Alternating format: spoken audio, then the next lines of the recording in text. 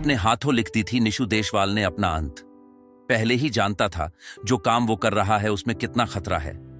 निशु ने कह दी थी ट्रैक्टर पर ही होगा उसका अंत। निशु देशवाल के चाहने वाले की आंखों से आंसू नहीं सूख रहे। निशु देशवाल की शादी को अभी 1.5 साल ही हुआ था। घर वालों ने निशु की शादी 21 को उम्र में ही कर दी। अभी 6 महीने का बेटा भी हो चुका था।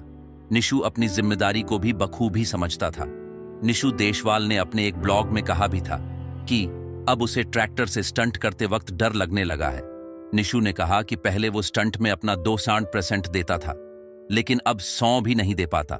निशु का कहना था कि अब उस पर एक परिवार की जिम्मेदारी है। निशु देशवाल ने यह भी कहा कि उसे ट्रैक्टर से बहुत प्यार है। अगर कभी उसकी मौत आए तो ट्रैक्टर पर ही आए, तो उसे वो मौत भी हंसते हंसते कबूल होगी।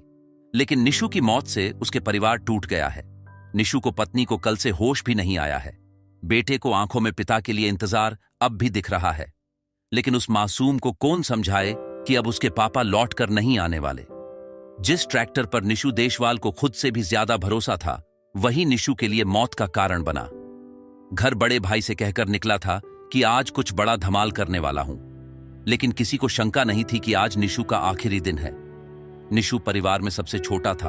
उसे ट्रैक्टर पर स्टंट करने का बचपन से ही शौक था और उसके पापा ने उसे शौक पूरा करने के लिए स्पीकैल ट्रैक्टर लाकर दिया था, जिसे निशु ने अपने हिसाब से मॉडिफाइड करवाया। और उसी ट्रैक्टर को वजह से निशु के यूट्यूब पर 13 लाख सब्सक्राइब थे, जिन्हें निशु अपना परिवार मानता था।